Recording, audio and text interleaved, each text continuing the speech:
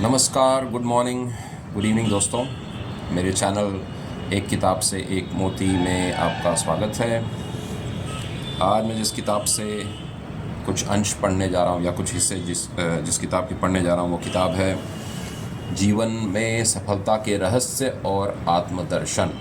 जीवन में सफलता के रहस्य और आत्मदर्शन। ये किताब स्वामी शिवानंद जी द्वारा लिखी गई है। डिवाइन लाइफ सोसाइटी पब्लिकेशन यानी divine life society publication house ने इसे छापा है। डिवाइन लाइफ सोसाइटी के फाउंडर थे स्वामी शिवानंद, यानी उन्होंने इस संस्था की स्थापना की थी। उन्होंने ये किताब अंग्रेज़ी में लिखी थी, तो ये अनुवाद है इस किताब का, sure ways for success in life and God realisation. तो दोनों वहीं से छपी हैं, डिवाइन लाइफ सोसाइटी पब्लिकेशन से। तो मैं तो समझता हूँ कि ये किताबें बच्चों को पढ़नी चाहिए, हिंदी में भी अंग्रेज़ी में भी। तो उनकी हिंदी भी अच्छी होगी, अंग्रेज़ी भी अच्छी होगी, और इसमें विचार ऐसे हैं कि ये केवल भौतिक विकास की ओर नहीं प्रेरित करेंगे, बल्कि आत्मिक और मानसिक विकास की भी ओर, क्योंकि इसके शीर्षक में ही है, यानी sure ways for success in life and God realisation. Life का अर्थ यहाँ है मतलब ज़िंदगी, भौतिक ज़िंदगी, जो हमारी दुनियावी ज़िंदगी है। जैसे कि उर्दू में कहा जाता है दुनिया भी दीन भी, यानी दुनिया में भी हम फ़ायदा कमाएं और दुनिया में भी हम सक्सेसफुल हों और सफलता पाएं, कामयाबी पाएं।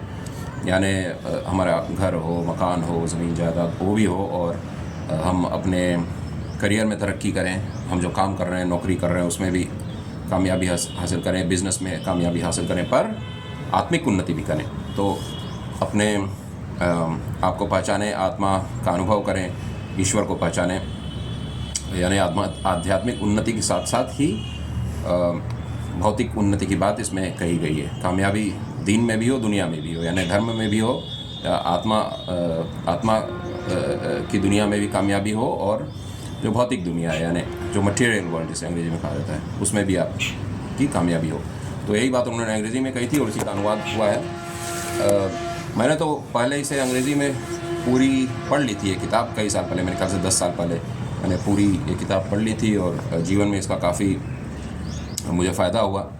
ख़ास करके कि भाषण कला में मुझे बहुत लाभ हुआ इसका, यानी भाषण कला में लाभ हुआ। यानी मेरा काम था एक पर्सनालिटी डेवलपमेंट ट्रेनर का कॉलेज और स्कूल में, यानी अंग्रेज़ी में उसका अनुवाद किया जाए तो आत्मविकास प्रशिक्षक या व्यक्तित्व विकास प्रशिक्षक, यही होगा उसका हिंदी में अनुवाद। तो वही मैं था, और मुझे कॉलेज में बोलना होता था स्टूडेंट्स के सामने, कभी कभी टीचर्स को भी प्रशिक्षण देना होता था।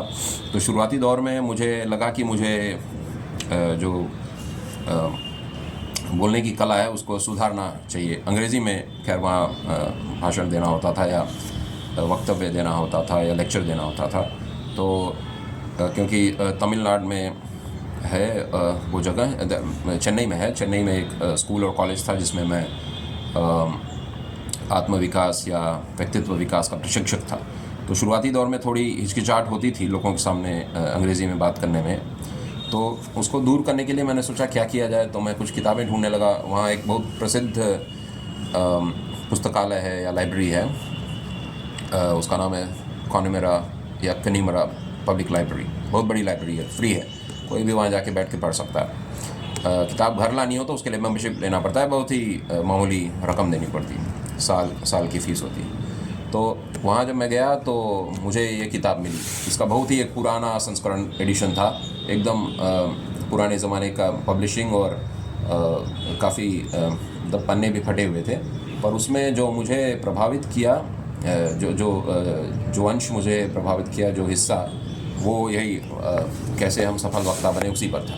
तो इसमें इन्होंने कई सारी तकनीकें बताई हैं कि कई नुस्खे बताए हैं कि कैसे हम अपने आप को एक अच्छा वक्ता बना सकते हैं। तो मैं ये आप लोगों से रिक्वेस्ट करूँगा, गुजारिश करूँगा कि आप भी अपने बच्चों के लिए ये किताबें खरीदें और उन्हें पढ़वाएं, उनका जीवन सर्वांगीण रूप से विकास करेगा, यानी पूर्ण रूप से। केवल वे पैसे कमाने की मशीन ही नहीं बनेगी ज़िंदगी में, पर आध्यात्मिक रूप से भी विकसित बनेंगे। और ऐसा भी नहीं होगा कि केवल आध्यात्मिक रूप से विकसित हो जाएं और दुनियावी ज़िंदगी को छोड़ दें या त्याग दें, ऐसी बात भी नहीं है इस किताब में। यानी पूर्ण रूप से व्यक्तित्व का विकास होगा। तो आइए मैं इस अंश को पढ़ना शुरू करता हूँ। और उसके पहले कुछ और बातें। इस वीडियो के अंत में मैं कुछ, क्षमा कीजिए, थोड़ा जो मैंने स्टैंड बनाया है उसमें कुछ गड़बड़ी हो गई है, सेट करने दीजिए। तो इस वीडियो के अंत में मैं इस पुस्तक में जो एक स्पिरिचुअल डायरी दी गई है, यानी आध्यात्मिक दैनंदिनी कह सकते हैं, आध्यात्मिक डायरी, तो उस बारे में कुछ चर्चा करूँगा।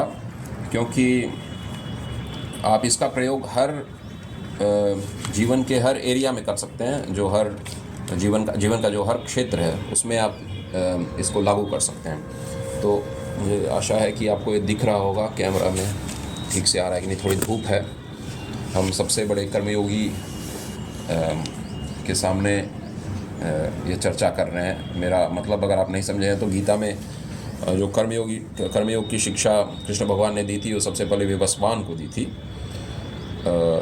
यानी विवस्वान यानी सूरज, मेरे ख्याल से यही बात है गीता में कि उन्होंने सबसे पहले विवस्वान को कर्मयोग सिखाया, मेरे ख्याल से। आशा है मैं गलती नहीं कर रहा हूँ, फिर भी मैं चेक कर लूँगा। अगर गलती हुई है तो मैं अगले वीडियो में उसको सुधार लूँगा, उस गलती को, और क्षमा मांग लूँगा। तो सबसे बड़े कर्मयोगी सूर्यदेव हैं, उनके सामने ही हमें वीडियो बना रहे हैं। तो आशा है कि आप पन्ने में जो छपा है वो देख पा रहे हैं। तो इसको मैं वीडियो के आखिर में बताऊंगा कि आप कैसे इसे जीवन में सफलता पाने के लिए लागू कर सकते हैं। तो आइए अब मैं वो अंश पढ़ूँ जो कि सुवक्ता बनने की कला है, यानी अच्छे बोलने वाले कैसे बने, अच्छे वक्ता कैसे बने, एक अच्छे स्पीकर या ऑरेटर जो अंग्रेजी में कहते हैं, कैसे बने। सुवक्ता बनने की कला। सुनने में आता है कि डेमोस्थनीज हकलाकर यानी विस्खलित वाणी से बोलता था। उसने मुंह में पत्थर की कंकड़ियां रखकर पर्वत की उपत्यकाओं और निर्जन स्थानों में व्याख्यान देने का अभ्यास किया। पहाड़ की चोटियों का उदाहरण है अंग्रेजी में, तो मेरे ख्याल से उपत्यकाओं शब्द का तो मुझे अर्थ पता नहीं, पर मैं बस अंदाज़ा लगा रहा हूँ कि मेरे ख्याल से पहाड़ की चोटियों या जो पहाड़ी के ऊंचे स्थान होते हैं उनकी चर्चा है। तो उसने मुंह में पत्थर की कंकड़ियां रखकर पर्वत की उपत्यकाओं और निर्जन स्थानों में व्याख्यान देने का अभ्यास किया। कुछ समय बाद वह ग्रीस का एक प्रभावशाली वक्ता बन गया, जिसकी बराबरी विरले ही कर पाते थे। जब हकलाकर बोलने वाला व्यक्ति भी अभ्यास करते करते कुशल वक्ता बन सकता है, तो तुम्हारे लिए कौन सी कठिन बात है। यदि लगन के साथ अभ्यास करने लगो तो। एक तरह से चुनौती दे रहे हैं हमें। एकांत स्थान में दर्पण के सामने खड़े होकर व्याख्यान देने का अभ्यास करो। अपने भाव भंगिमा, हाथ पैरों की गति, चेहरे की बनावट पर पूरा ध्यान दो। तो ये क्योंकि लिखी गई थी 1936 में, मेरे ख्याल से पहला संस्करण इसका छपा था, तो इसलिए इसमें मोबाइल फ़ोन और टेलीविज़न और अन्य मॉडर्न जो गैजेट्स हैं या जो टेक्नोलॉजी के कारण आज हम कई यंत्रों का इस्तेमाल करते हैं, तो उनकी बातें इसमें नहीं होगी। तो आज के ज़माने में आप वीडियो रिकॉर्ड कर सकते हैं अपना। आप जब अपने आप को बोलता हुआ रिकॉर्ड करेंगे अपने वक्तव्य को या भाषण को, तो उसमें देखिए कि आप क्या बार बार कुछ ऐसे शब्द इस्तेमाल कर रहे हैं जो निरर्थक हैं, या केवल समय को भरने के लिए आप उन शब्दों का इस्तेमाल कर रहे हैं, या क्योंकि अगला वाक्य आपको नहीं सूझ रहा, तो कुछ समय काटने के लिए आप, जैसे अंग्रेज़ी में बोलते हैं यू नो, जब कुछ लगता है कि मैं आगे नहीं बढ़ पाऊँगा, तो यू नो कुछ विचार को अपने मस्तिष्क या दिमाग में पहुँचने तक, जब तक कोई नया विचार ना आ जाए, या जो विचारों का सिलसिला चल रहा है वो सही तरीके से चले। अगर हमें लगता है कि उसमें कुछ अड़चन आ गई है, तो हम इन शब्दों का इस्तेमाल करें, जैसे मैंने अभी इस्तेमाल किया, तो अगर अंग्रेज़ी में यू नो लोग कहते हैं, तो इन सब से हमें बचना चाहिए। खैर, इस बारे में चर्चा होगी अभी। व्याख्यान मंडप पर जब तुम खड़े हो तो मन में केवल एक भावना को प्रबल बनाओ कि उपस्थित जनता तुमसे कम ज्ञान रखती है। यहाँ अहंकार की बात नहीं है, इसलिए है कि शुरू में अगर हमें थोड़ा शर्म आती है, या हमें लगता है कि जो हमें सुन रहे हैं वो हमसे ज़्यादा बड़े ज्ञानी हैं, विद्वान हैं, तो हो सकता है हम थोड़ा संकोच करने लगें और हम जो बोलना चाह रहे हैं वो सही तरीके से बोल ना पाए संकोच की वजह से। तो इसलिए ये कह रहे हैं, इसमें अहंकार की बात नहीं है। तुम ही उन सब में ज्ञानवान हो। कुछ लोग जब यह सुनते हैं कि उनका व्याख्यान सुनने के लिए सुशिक्षित जनता आई है तो हताश अथवा भयभीत होने लगते हैं। अतः सदा यही सोचना चाहिए कि तुम ही सबसे अच्छा ज्ञान रखते हो तथा जितने लोग व्याख्यान सुनने के लिए आए हैं तुमसे कम ज्ञानवान हैं। इस प्रकार की भावना तुम्हारे अंदर साहस और धैर्य का संचार करेगी। व्याख्यान देने से पहले विषय संबंधी प्रमुख विचार याद कर एक कागज में अंकित कर लो। कितने विषय हैं उनको याद कर लो। मान लो व्याख्यान में 10 प्रसंग हैं तो उन 10 प्रसंगों पर क्रम से अपने विचार प्रकट करो। प्रकट करते समय न तो संकोच होना चाहिए और न भय, ओज और शक्ति होनी चाहिए। यह न सोचो कि मुझे प्रभावशाली वक्तृता देनी चाहिए और धारा प्रवाह व्याख्यान देना चाहिए। यदि मन इस विषय की ओर आकृष्ट रहेगा तो तुम व्याख्यान के सही प्रसंग को भूल जाओगे और मन पर उल्टा प्रभाव पैदा करोगे। यानी ध्यान अपने जो संदेश है उस पर दीजिए, अपना जो आपका जो संदेश है।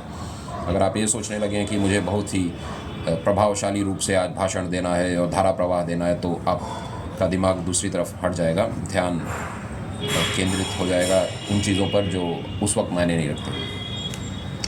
यदि मन इस विषय की ओर आकृष्ट रहेगा तो तुम व्याख्यान के सही प्रसंग को भूल जाओगे और मन पर उल्टा प्रभाव पैदा करोगे। मंच पर जाकर न तो धारा प्रवाह बोलने की सोचो और न साहित्य से अपने व्याख्यान को भर देने की ही, यानी अपनी पंडिताई मत दिखाइए दूसरों के सामने कहने का मतलब है, बल्कि धीरे धीरे अपने व्याख्यान के प्रसंगों पर विचार करते हुए जो कुछ तुमने कहना है कह डालो। इस प्रकार श्रोता अवश्य प्रभावित हो सकेंगे। पंडिताई का अर्थ है मेरा विद्वत्ता, यानी कि हम बहुत पढ़े हैं, हम बड़े ज्ञानी हैं, ऐसी मानसिकता के साथ आप मत भाषण दीजिए। इसके पहले जो उन्होंने बात कही थी कि मतलब अपने आप को ज्ञानवान मानो, वो केवल अपने आत्मविश्वास को बढ़ाने के लिए, पर अपने भाषा में ऐसा ना हो कि हम ऐसी भाषा का इस्तेमाल करें कि लोग समझें कि केवल हम अपनी डींग हाँक रहे हैं या उन्हें केवल अपने शब्दों के चयन से प्रभावित करने की कोशिश कर रहे हैं। क्योंकि अगर हमारे पास कोई प्रभावी और शक्तिशाली ताकतवर संदेश है या मैसेज है तो वो प्रभावित होंगे और अगर सरल शब्दों में हम उनको व्यक्त कर सकते हैं। एकांत में जाकर भस्त्रिका प्राणायाम का अभ्यास करो, उच्च स्वर में ओम का उच्चारण करो। आप देखेंगे कि स्वामी शिवानंद काफ़ी एक इंडिपेंडेंट थिंकर थे, यानी स्वतंत्र विचार करने वाले, यानी आज़ाद ख्याल वाले थे। वे किसी दूसरे ने कह दिया इसलिए वो बात नहीं कहते थे, क्योंकि शायद ही कोई किताब होगी जिसमें ये लिखा होगा कि आपको अगर अच्छा वक्ता होना है तो आपको प्राणायाम करना चाहिए और उच्च स्वर में ओम बोलना चाहिए। ये सब चीज़ें काफ़ी नई लग रही हैं मुझे। तो उच्च स्वर में ओम का उच्चारण करो। इस अभ्यास से वाणी में मधुरता का आविर्भाव होगा। साथ साथ व्याख्यान देने वाले को नैतिक साहस से पूर्ण रहना चाहिए, अर्थात उसमें विद्वत्ता के साथ साथ चरित्र शक्ति का ओज भी होना चाहिए। सदा सत्य बोलना और अपने वीर्य की रक्षा करना व्याख्यान दाता के गुण हैं, जिनसे मनोवैज्ञानिक रीत्या जनता प्रभावित हो पाती है, यानी मनोवैज्ञानिक रूप से प्रभावित होती है अगर चरित्र बल है हमारे में। यदि वक्ता चरित्रहीन होगा तो जनता उसकी बातों पर मन ही मन में हंसेगी और कहेगी पहले अपने को सुधार लो फिर दूसरों के सुधार का बीड़ा उठाना।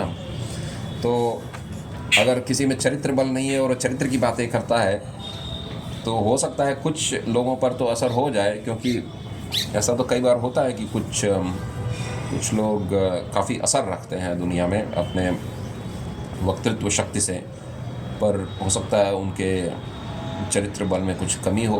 तो ये बात मुझे कुछ ये सत्य है कि नहीं इसकी खोज करनी होगी, क्योंकि अगर स्वामी शिवानंद जी भी कोई बात कह रहे हैं तो ये मान लेना कि ऐसा ही होता है सही नहीं है। हमें अपनी अकल का भी और अपने दिमाग का भी प्रयोग करना चाहिए, क्योंकि दुनिया में तो देखा जाता है कि कई लोग केवल अपने बोलने की शक्ति के बल पर ही लोगों को प्रभावित करते हैं, पर हो सकता है उनमें चरित्र बल ना हो। तो इस बात पर आप भी अपनी अकल लगाइए और दौड़ाइए, पर लाभ तो हमारा इसी में है कि हम अपने चरित्र को उच्च रखें और उससे ये माने कि अगर चरित्र बल पीछे है हमारे वाणी के तो लोगों पर प्रभाव उसका ज़्यादा होगा। नित्य प्रति प्रातःकाल उठकर जप और ध्यान का अभ्यास करना चाहिए। इससे व्याख्यान की शक्ति में तेजी का फुट मिलेगा, अन्यथा वक्तृता खाली कारतूस के समान निष्फल होगी। जनता पर स्थायी और उपयुक्त प्रभाव नहीं पड़ेगा। आजकल देखेंगे कि आप कई नेता घंटों बात करते हैं। नेता क्या, नेता, कवि, अभिनेता, रिपोर्टर्स और भी जो अन्य अन्य क्षेत्र के लोग हैं, कुछ लोग घंटों बात करते हैं, पर उनका असर ज़माने में इसलिए नहीं होता। कई लोग बात करते हैं पब्लिक लाइफ में चरित्र की, यानी सार्वजनिक ज़िंदगी में चरित्रवान बनने की और जनता की सेवा करने की, पर अगर उसके पीछे उनके अभ्यास का बल नहीं है और वो खुद वो काम नहीं करते हैं, तो ये जैसा उन्होंने खाली कारतूस यानी एम्प्टी बुलेट अंग्रेजी में उन्होंने शब्द का इस्तेमाल किया, यानी वे शब्द केवल खाली बुलेट की तरह है, खाली गोली या खाली कारतूस के समान है, जिनका असर ज़्यादा नहीं होगा। अब आइए हम इनकी विशेष शिक्षाओं की ओर बढ़ते हैं, और कुछ और पन्ने हैं, कुछ और पैराग्राफ्स हैं, मैं पढ़कर फिर चर्चा को आगे बढ़ाऊंगा और आखिर में मैं आपको डायरी के बारे में बताऊंगा। तो धैर्य रखें, क्योंकि ये जीवन को बदलने वाली कुछ चीज़ें जो इन्होंने बताई हैं जीवन को बदलने वाली हैं, तो आशा है आप धैर्य से सुनेंगे और ध्यान से सुनेंगे। पहली शिक्षा है, व्याख्यान के मंडप पर खड़े होकर पहले सार्वजनिक प्रार्थना और सद्गुरु स्तोत्रों का पाठ करो। तो अगर जब आप बोलना शुरू करें तो पहले प्रार्थना करें। व्याख्यान देने से पहले मन ही मन भगवान से प्रार्थना करो, अपने गुरु का स्मरण करो। ये इसलिए कि जब आप प्रार्थना करते हैं तो बुद्धि को सही दिशा में ले जाने के लिए आप ईश्वर से एक तरह से मांग कर रहे हैं। यह गायत्री मंत्र भी यही है, वो प्रार्थना है कि हमारी बुद्धि सही दिशा में चलने लगे, क्योंकि बुद्धि को सही दिशा में चलाने के लिए अपना बल तो चाहिए ही, पर ईश्वर से अगर हम प्रार्थना करेंगे कि वो हमें बल दें तो हमारे वक्तव्य और अच्छे होंगे। जैसे कि वीडियो बनाने के पहले भी मैं कोशिश करता हूँ कि थोड़ा पहले ईश्वर से प्रार्थना कर दूँ कि जो मैं बोलूँ वो सही दिशा में जाए वाणी, और जो सुनने वाले हैं उनको प्रभावित करे और उनके जीवन में फ़ायदा पहुँचे। नहीं तो केवल अपनी डींग हाँकने के लिए ये वीडियो बनाने का कोई अर्थ नहीं। हाँ, हो सकता है अगर YouTube चैनल चल जाता है तो उसका लाभ तो होता है। दुनिया ऐसे ही चलती है। आप दूसरों को लाभ पहुँचाइए, फ़ायदा पहुँचाइए, दूसरे पहुँचाएंगे आपको, या स्वयं वो सिस्टम पहुँचाएगा आपको लाभ। तो इस पर मैं एक अलग वीडियो बनाऊँगा कि कैसे दूसरों का भला जो चाहेगा उसका खुद भी भला होता है। धर्म का यही मूल भी है कि परहित सरिस धर्म नहीं भाई, जो कि तुलसीदास जी का बहुत प्रमुख और शक्तिशाली और परम शब्द हैं। व्याख्यानदाता को नित्य प्रति प्रातःकाल जप, कीर्तन, ध्यान, आसन और प्राणायाम का अभ्यास करना चाहिए। सत्य, अहिंसा और ब्रह्मचर्य का पालन करना चाहिए। इस अभ्यास से व्याख्याता की वाणी में शक्ति का आविर्भाव होता है, यानी शुद्ध जीवन जिया कीजिए। जो शुद्ध जीवन जीता है उसके वाणी में शक्ति अपने आप आ जाती है। व्याख्यान आरंभ करने पर पहले पूरे व्याख्यान के विषय का संक्षिप्त विवरण दे देना चाहिए। तदुपरांत यानी उसके बाद तर्कपूर्वक समाधान सहित प्रत्येक प्रसंग का अभिवचन प्रकट करना चाहिए। जब देखो कि व्याख्यान समाप्त होने जा रहा है तो धीरता और गंभीरता पूर्वक ओजस्वी शैली में उसे समाप्त कर दो। व्याख्यान के बीच बीच में उदाहरण, लघु कथाएं, उद्धरण तथा सहज प्रसंग अवश्य कहने चाहिए, जैसा कि स्वयं स्वामी शिवानंद जी ने भी किया। शुरू में उन्होंने डेमोस्थनीज का उदाहरण दिया है, मिसाल दी।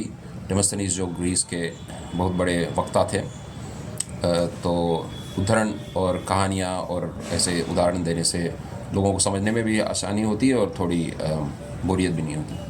व्याख्यान में तुम जिस सत्य का प्रकटीकरण कर रहे हो उस पर सबसे पहले तुम्हें विश्वास होना चाहिए, यानी जो हम कह रहे हैं उस पर भरोसा रहना चाहिए। विचार स्वतंत्र और मुक्त होने चाहिए। विचारों को प्रकट करने की शैली भी लोकप्रिय और स्पष्ट होनी चाहिए। जो कुछ बोलते हो दिल से बोलो और मुंह से प्रकट करो। व्याख्यान तर्कपूर्ण, भावपूर्ण, विचारपूर्ण और युक्त संगत होना चाहिए, बेकार की बातों से भरा पूरा नहीं। श्रोताओं को एकाग्र करने के लिए बीच बीच में सुबोध कथानक भी उपस्थित करते रहना चाहिए। व्याख्यानदाता का वाणी भाषा पर भी, क्षमा कीजिए स्टैंड को सही कर दूं, व्याख्यानदाता का वाणी और भाषा पर भी असाधारण अधिकार होना ज़रूरी है। उसका अध्ययन विशाल होना चाहिए। जो शब्द बोले जाएं वे नपे तुले हों, उच्चारण स्पष्ट होना चाहिए। प्रत्येक शब्द अलग अलग और कसौटी पर खड़ा करके बोलना चाहिए। हर जगह भावुकता से विचारों को प्रकट न करके जहां आवश्यक हो वहीं पर जोर से प्रकट करना चाहिए। कुछ लोग आरंभ से लेकर समाप्त होने तक ऐसा व्याख्यान देते हैं मानो कोई नाटक खेल रहे हों। व्याख्यान का विषय सुबोध और सीधा होना चाहिए, न कि पेचीदा और दुर्बोध। एक विषय चुनकर नित्य प्रति एकांत में जाकर भाषण देने का अभ्यास करना चाहिए। एकांत में भी उपयुक्त नियमों के अनुसार ही चलना चाहिए। व्याख्यान का शीर्षक सुंदर और चित्ताकर्षक होना चाहिए। आजकल भी देखेंगे थंबनेल यूट्यूब का अगर आकर्षक है तो लोग ज़्यादा व्यू करते हैं ऐसे वीडियोज़।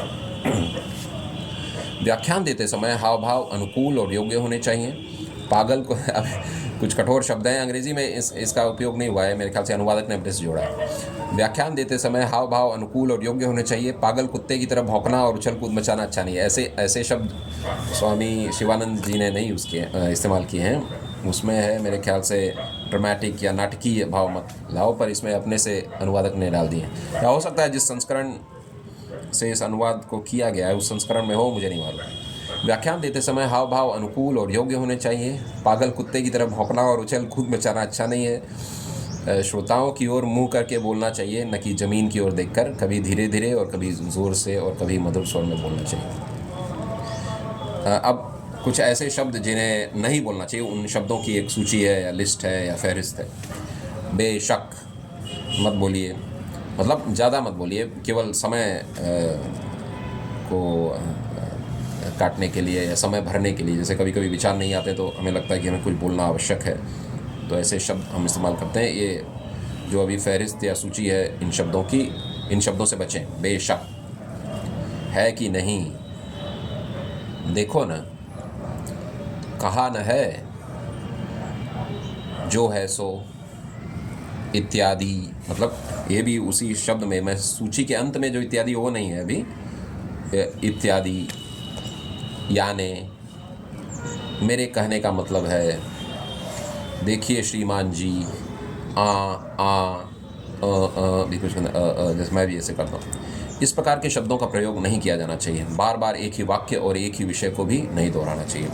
जैसे अभी YouTube बनाते वक्त भी जैसे कभी कभी विचार मन में नहीं आते हैं तो मैं भी ये करता हूँ। जैसे कुछ ऐसे शब्दों का प्रयोग जो केवल इसलिए किया जाता है कि अगला विचार मुझे तुरंत मिल नहीं रहा है, तो कभी कभी तो चलिए इस्तेमाल हो जाता है सभी से, पर हमें कोशिश करनी चाहिए कि हम अपने रिकॉर्ड किए हुए वक्तव्यों को सुने और इन चीज़ों को ज़्यादा से ज़्यादा कोशिश करें कि ज़्यादा से ज़्यादा ये शब्द हमारी वाणी या शब्दों से निकल जाए या बहुत कम से कम इस्तेमाल हो। व्याख्यान साहस के साथ दो। सोचो और अनुभव करो कि तुम अच्छे वक्ता हो और श्रोता गण तुम्हारी बातें सुनने के लिए उत्कंठित हैं।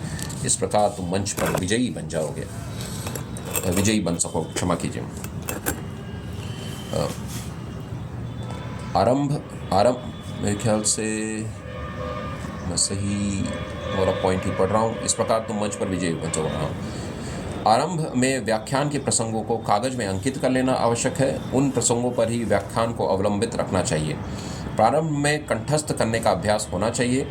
धीरे धीरे तुम स्वतंत्र वक्ता बन सकोगे। यानी शुरुआती दौर में आप कंठस्थ करके भी अपना भाषण दे सकते हैं, पर धीरे धीरे अभ्यास के साथ हमें ज़रूरत नहीं है कि हम कागज़ को देखें। जैसे शुरू में जब मैं वीडियो बनाना शुरू किया था, अभी तो खैर 20-25 ही वीडियो बने हैं या 23, तो शुरू में मैं जो मुझे बोलना है उसको पूरा लिख लेता था, पर अभी कोशिश कर रहा हूँ कि बिना देखे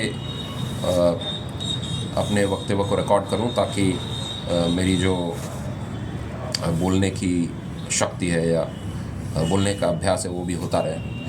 क्योंकि हमारा दिमाग भी तो एक तरह का कंप्यूटर है, उसमें भी हम कुछ ऐसे पॉइंट्स नोट कर सकते हैं। ज़रूरी नहीं है कि कागज़ ही हो, कागज़ हो तो अच्छा है, पर अगर मान लीजिए कागज़ उपलब्ध नहीं है, केवल दिमाग में ही कुछ पॉइंट्स नोट करने हैं, तो दिमाग में आप एक पर्दा बना लीजिए, मानसिक पर्दा, और उस पर कुछ पॉइंट्स नोट कर लीजिए कि इन चीज़ों पर चर्चा करनी है। तुम्हें यह भी जानना चाहिए कि जनता के विचारों का रुख किस ओर है और किस प्रकार के लोग तुम्हारे व्याख्यान को सुनने के लिए आए हुए हैं। जब देखो जनता उकताती जा रही है तो तुरंत एक सुंदर हास्यपूर्ण कथानक उपस्थित कर दो और अपने व्याख्यान को समाप्त। जनता की दिलचस्पी के विरुद्ध व्याख्यान देते रहोगे तो उन पर अच्छा प्रभाव नहीं पड़ेगा, अर्थात उन लोगों के थक जाने तक व्याख्यान मत देते चलो। जितना समय निर्धारित किया गया है उतने ही समय में अपना व्याख्यान समाप्त करने का प्रयत्न करो। व्याख्यान में विषय चर्चा निर्बाध रहनी चाहिए।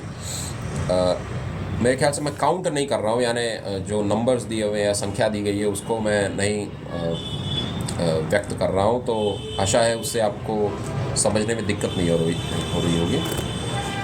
व्याख्यान में विषय चर्चा निर्बाध रहनी चाहिए, न कि आकाश और पाताल में कुलांचे भरती हुई।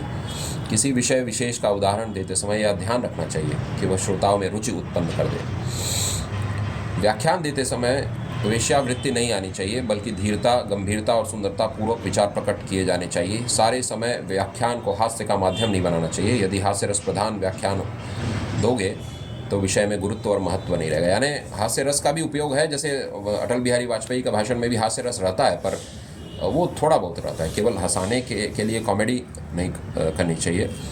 मतलब पूरा व्याख्यान ही कॉमेडी या हास्य रस भरा न हो जाए, नहीं तो लोग पूरे व्याख्यान को ही हंसी में उड़ा देंगे और हमें हमारा जो संदेश है उसको महत्व नहीं देंगे। तो आप देखेंगे कि वाजपेयी काफ़ी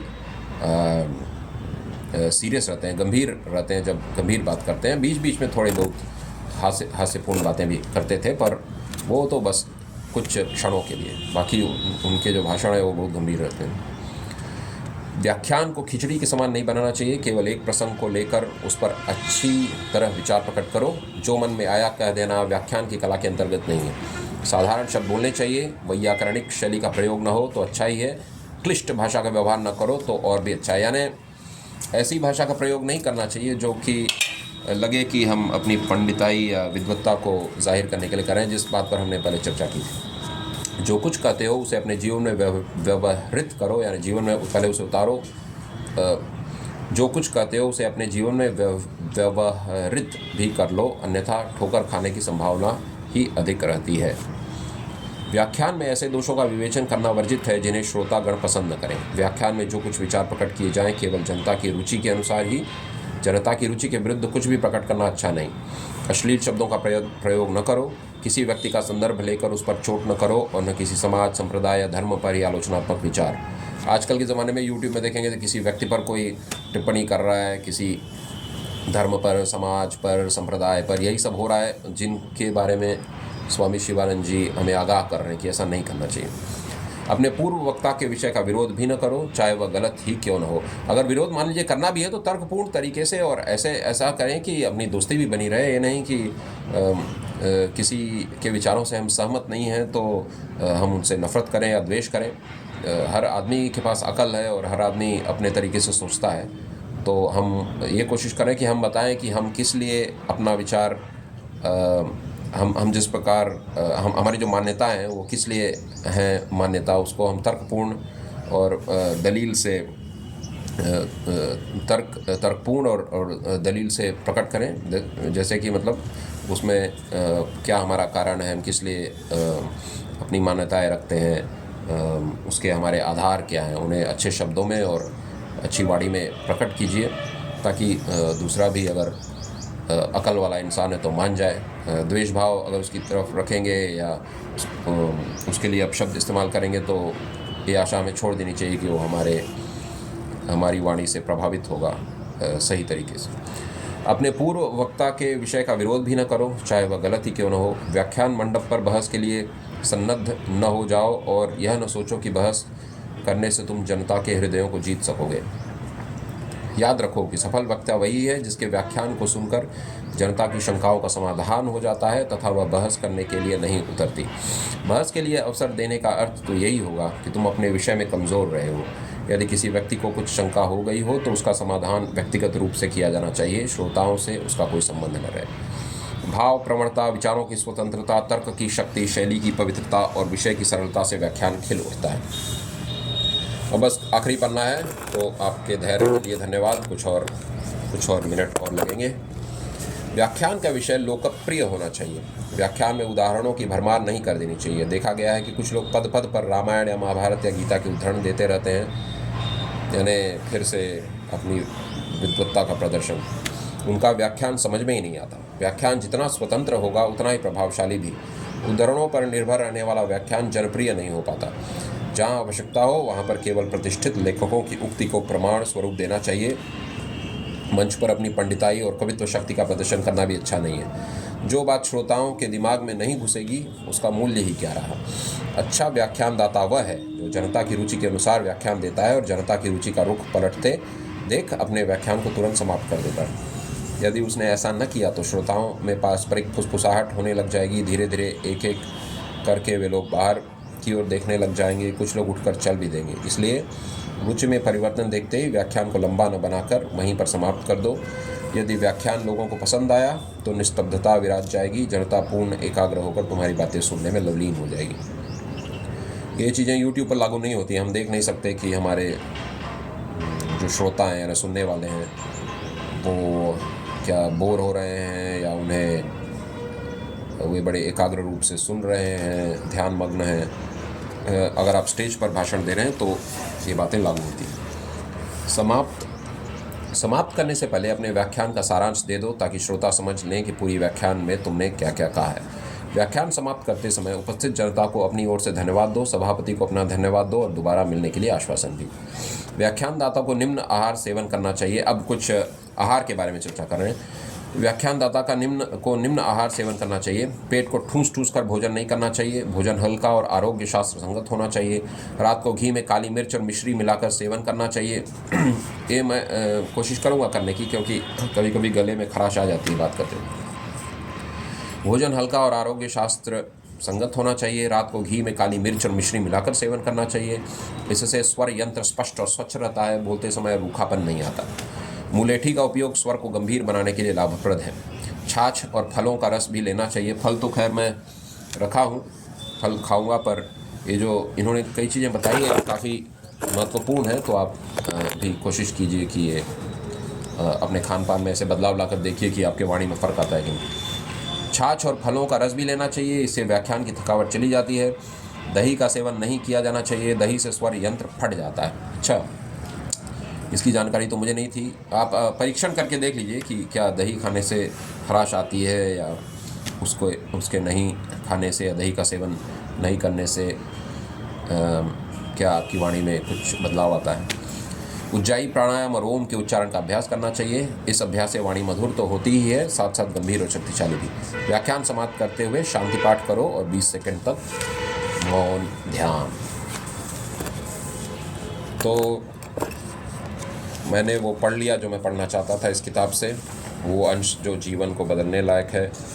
बच्चों को खासकर इन चीज़ों के बारे में बताना चाहिए, क्योंकि भाषण देने की कला ऐसी है जो जीवन में आपको हर जगह काम आती है। जैसे बच्चों को अगर समझाना है तो अगर हमारे पास भाषण की कला है, अगर हमें अपने संदेश को सुरुचिपूर्ण ढंग से रखने की काबिलियत है तो बच्चे भी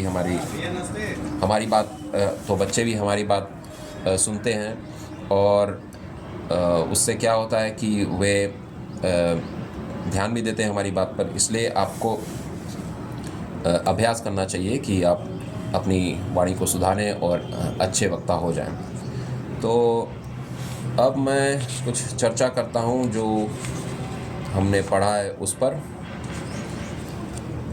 और ये हम समझने की कोशिश करते हैं कि अच्छा वक्ता होना क्यों ज़रूरी है और हम कैसे इन चीज़ों पर हम अमल कर सकते हैं, इन चीज़ों को हम कैसे अपने जीवन में लागू कर सकते हैं।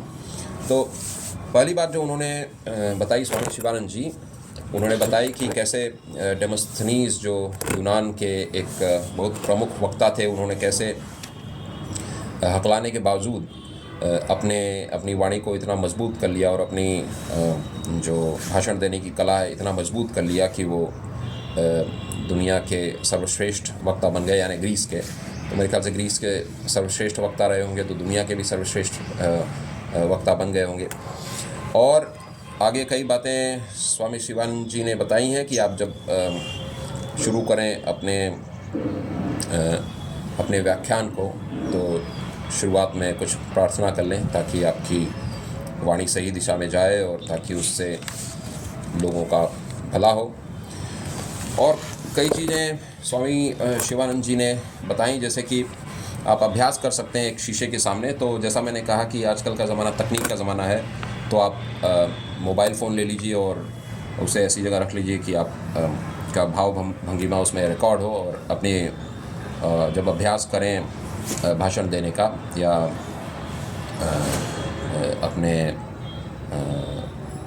अपना जो भी संदेश आप देना चाह रहे हैं, स्पीच या जो भी है भाषण है, तो ध्यान दें कि आपकी भाव भंगिमा कैसी है और आपके चेहरे पे जो भाव हैं वो कैसे हैं, आप जो शब्द प्रयोग कर रहे हैं क्या उसमें निरर्थक शब्दों का काफ़ी प्रयोग है, जैसे और जो कई शब्दों का की लिस्ट या फहरिस्त थी इसमें, जैसे बेशक, है कि नहीं, देखो न, कहा न, इत्यादि, यानी देखिए श्रीमान जी, और कई अन्य तरह के। तो अंग्रेज़ी में जैसे हम यू नो और सो इस्तेमाल करते हैं। और आपका विचार स्वतंत्र होना चाहिए, यानी ऐसा ना हो कि आप बस कुछ किसी पीटी बातें अपने व्याख्यान में दे रहे हैं। तो इससे क्या होता है कि जो आदमी शुरू में ही ऐसी बातें जानते हैं या सुन चुके हैं तो उनको उसमें आनंद नहीं आएगा। तो आप जो भाषण देते हैं उसको अपने तरीके से दीजिए, अपनी भाषा में दीजिए, और घिसे पीटे तरीके को त्यागिए। और भाषा भी ऐसी होनी चाहिए कि सरलता से समझ में आ जाए, यानी कि उसमें ऐसी बातें ना हो कि केवल हम जानबूझकर ऐसे शब्द इस्तेमाल कर रहे हैं जो अर्थ के लिए नहीं, बल्कि केवल इस बात के लिए हम इस्तेमाल कर रहे हैं कि लोग हमें बड़ा पंडित समझें या ज्ञानी समझें। तो ऐसी भाषा से बचिए। और भाषण देते वक्त ये मानिए कि आप में काबिलियत है और जोश है अपने संदेश को सुनने वालों तक पहुंचाने की। और कुछ बातें मैं इसमें से कुछ बातों पर चर्चा करके अब अपने इस वक्तव्य को समाप्त करता हूँ। इन्होंने कुछ बात की थी जो हमारी भाषा होती है उसके बारे में,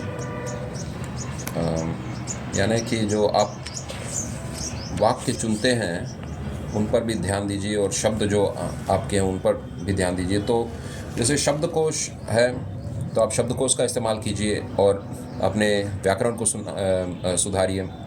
और भी कुछ ऐसी चीज़ें आप कर सकते हैं, जैसे कि मान लीजिए आपको बहुत ही अच्छा वक्ता बनना है, तो एक चीज़ आप ये कर सकते हैं कि जैसे आजकल तो क्योंकि भाषण उपलब्ध हैं बड़ी आसानी से, तो अगर आपको हिंदी का अच्छा वक्ता बनना है तो आप हिंदी के जो कई महान वक्ता हो चुके हैं तो उनकी बातें सुनिए यूट्यूब पर। जैसे मैं कभी कभी अटल बिहारी वाजपेयी जी के भाषण सुनता हूँ, तो मैं कोशिश करता हूँ कि कुछ ऐसे शब्दों को याद रखूँ जो उन्होंने इस्तेमाल किया है, और कोशिश करके अपने भाषणों में भी इस्तेमाल करूं। अभी तो मेरी कोशिश चल रही है। कभी कभी जैसे एक भाषण में सुन रहा था तो उसमें उन्होंने अपना भाषण इस तरह से अंत किया, उक्ति ही नहीं कृति भी, भाषण ही नहीं आचरण भी। तो कुछ चीज़ें आप कोशिश करके अपने भाषण में भी इस्तेमाल कर सकते हैं। वैसे ही लाल बहादुर शास्त्री के भाषण है, नेहरू जी के भाषण है पुराने ज़माने में, आजकल के ज़माने में आपको जो वक्ता पसंद हो आप उससे सीख सकते हैं। और एक जो महत्वपूर्ण बात है वो ये है कि जब आप अपने भाषण को पूर्ण कर लें तो इससे पहले कि आप अपना भाषण समाप्त करें उसको एक बार फिर से दोहरा दें कम शब्दों में, यानी सारांश रूप में। तो उससे क्या होता है कि मान लीजिए कोई आपका एक लंबा भाषण है, उसको कोई ध्यान से नहीं सुना, तो अंत में अगर आप सारांश भाषण का दे देंगे तो उससे क्या होता है कि जो आदमी पूरा भाषण आपका ध्यान से नहीं सुना तो अंत में उसको भी लाभ हो जाता है, क्योंकि सारांश में आप बता दे रहे हैं कि आपका संदेश क्या है। इसको अंग्रेजी में रिकैपिचुलेशन बोलते हैं, या समरी भी बोल सकते हैं, रिकैपिचुलेशन जनरली। एक डायरेक्ट प्रिंस हैं जो अंग्रेज़ी के बहुत ही महान वक्ता थे और अंग्रेज़ी का बहुत अच्छा ज्ञान रखते थे, और कई भाषण भी दिए और सरमन्स भी दिए, यानी कुछ धार्मिक चर्चा भी करते थे। तो डायरेक्ट प्रिंस जी बताए कि एक बहुत बड़ी चीज़ उन्होंने जीवन में सीखी थी भाषण कला के बारे में, और वो है रिकैपिचुलेशन, यानी जब भाषण दे दिया जाए तो उसके बाद फिर से उसे एक बार दोहराना ज़रूरी है कम शब्दों में, सारांश रूप में, ताकि आपका संदेश सुनने वालों तक पहुंच जाए। तो आशा है आपको ये बातें पसंद आई होंगी अपने आप को एक अच्छा वक्ता बनाने के बारे में। मेरे ख्याल से मैंने जो चीज़ें इसमें पढ़ी थी उनके बारे में कुछ चीज़ों पर तो मैंने चर्चा कर ली। आशा है मैंने कुछ छोड़ा नहीं है। तो अब आइए हम इस किताब के अंत में दिए गए भाग की चर्चा करते हैं, जैसा मैंने शुरू में कहा था। तो इस किताब के अंत में ये आध्यात्मिक दैनंदिनी, तो अब शिवानंद जी ने तो इसको केवल आध्यात्मिक प्रगति के लिए इस्तेमाल किया है, पर आप चाहें तो इस तरीके को किसी भी क्षेत्र में लागू कर सकते हैं। जैसे मान लीजिए आपको एक अच्छा वक्ता बनना है, तो उसके लिए आपको क्या क्या करना चाहिए उसको आप इस कॉलम में लिख सकते हैं, और फिर आप यहाँ कुछ अंक अपने आप को दे सकते हैं, या इसके ये कुछ प्रश्न हैं, तो इन प्रश्नों के जो उत्तर हैं या सवालों के जो जवाब हैं उन्हें आप यहाँ लिख सकते हैं। कुछ सवालों के जवाब, कुछ अंक होंगे, नंबर्स होंगे, कुछ सवालों के जवाब शब्द होंगे। तो आएंगे हम मैं इस पर कुछ 5 मिनट की चर्चा करता हूँ अभी। तो पहले मैं बता दूँ यह आध्यात्मिक दैनंदिनी कैसे बनाई गई है। तो इसमें पहला जो कॉलम है वो क्रम संख्या है, यानी बस बता रहा है कि कितने प्रश्न का नंबर क्या है। दूसरा जो कॉलम है वो है प्रश्नावली, यानी यहाँ प्रश्न दिए गए हैं, एक एक रो जो होती है। अब रो को हिंदी में क्या बोलते हैं मुझे मालूम नहीं। रो ये जो है एक एक खाना है, इसमें जो ऐसे हॉरिजॉन्टल, तो वो प्रश्न है, ये प्रश्न है इस कॉलम में। और ये तीसरा कॉलम जो है वो एक बड़ा कॉलम महीने का है, उसके अंदर अब छोटे छोटे कॉलम है हफ्ते में जो 7 दिन होते हैं तो उनके लिए, जैसे पहला दिन, दूसरा दिन, 7 दिन, तो एक हफ्ते के लिए आपको ये बनाना है।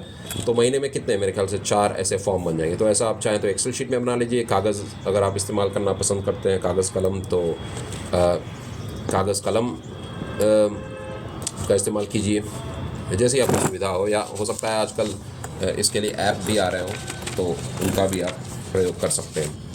और फिर आखिरी कॉलम है योग होगा मेरे ख्याल से जी, योग, यानी कुल, जैसे अगर संख्या आपने यहाँ लिखी है, प्रश्न का अगर उत्तर संख्या है तो यहाँ योग हो जाएगा। और मान लीजिए प्रश्न का उत्तर अगर संख्या नहीं है, कुछ शब्द हैं, तब उनका योग तो यहाँ खैर नहीं हो पाएगा। तो भाई अब मैं कुछ पढ़ के इसमें से प्रश्नों को सुनाता हूँ, पर जैसा मैंने कहा आप इसको किसी भी क्षेत्र में लागू कर सकते हैं। जैसे आपको कंपनी में अगर अपने आगे बढ़ना है तो आप ऐसे प्रश्न पूछ सकते हैं जो कि आपके करियर संबंधित हों, जो आप नौकरी या जो आप बिज़नेस करते हैं उनसे संबंधित हों। और फिर आप रोज़ उनका सोने से पहले एक बार नोट कर सकते हैं कि आपने दिन भर क्या ऐसे काम किए कि आप आगे बढ़ सकते हैं, या क्या ऐसी चीज़ें आपने की जो आपको पीछे धकेल देंगी, या क्या करना था जो नहीं किया। ऐसे बहुत से प्रश्न हो सकते हैं। खैर अभी मैं प्रश्न पढ़ता हूँ कुछ, जो इसमें सारे प्रश्न नहीं पूछूंगा, मेरे ख्याल से 27 प्रश्न है। मैं केवल 5-10 प्रश्न पढ़ के आपको सुना देता हूँ कि कैसे उन्होंने डायरी तैयार करने की सलाह दी है। तो पहला प्रश्न है कितने घंटे सोए। तो एक संख्या है, तो जैसे जितने भी घंटे सोए, दिन में सोए और रात में सोए, सबको जोड़ के आप जमा करके आप जो नंबर या संख्या आएगी उसको लिख लीजिए। सोकर कब उठे। अब इस संख्या का योग आप नहीं कर पाएंगे, इसलिए यहाँ जो जवाब होगा वो तो होगा जैसे 5 बजे उठे, तो अब योग उसका नहीं कर पाएंगे, पर फिर भी नोट कर लीजिए आपके सहूलियत के लिए। कितनी माला जप किया, नाम स्मरण कितनी देर किया। आजकल तो नाम स्मरण का बहुत महत्व बताया भी जा रहा है यूट्यूब में, और सही भी है। नाम तुलसीदास जी ने तो कहा ही है कि नाम का कितना महत्व है। जैसे कि राम नाम मणिदीप धर जी देहरी द्वार, तुलसी भीतर बाहिरो जो चाहसी उजियार। तो इसलिए नाम स्मरण का तो महत्व है। कितने प्राणायाम किए, तो अगर आप योग करते हैं तो उसका जवाब दे दीजिए, कितने प्राणायाम आपने किए रोज़, मतलब हर दिन आपको ये ट्रैक करना है या उसको मेजर करना है, उसको नोट करना है। आसन कितनी देर किए, क्या ध्यान में नियमित रहे, यानी जो मेडिटेशन करते हैं उनके लिए। कितने श्लोक गीता के पढ़े या याद किए, जैसे आपका जो धर्म है उसके हिसाब से आप अपने धर्म ग्रंथ को पढ़िए। कितने श्लोक गीता के पढ़े या याद किए। कितनी देर तक मौन रहे। मौन का भी महत्व है। अगर जैसा है कि मैंने बताया आध्यात्मिक प्रश्न है, पर आप जिस क्षेत्र में भी आगे बढ़ना चाहते हैं उन क्षेत्रों के लिए आप प्रश्न बना सकते हैं अपने से।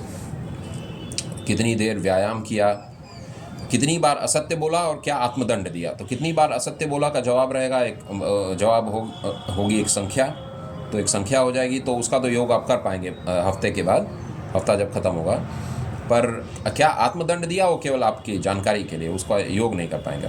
तो क्या इसलिए आप ये जो टेबल है या सारिणी शायद बोलेंगे हिंदी में, तो ये जो टेबल या सारणी है उसमें उसको आप ऐसा बनाइए कि ये जो एक एक सेल, जो एक एक खाना है वो बड़ा हो।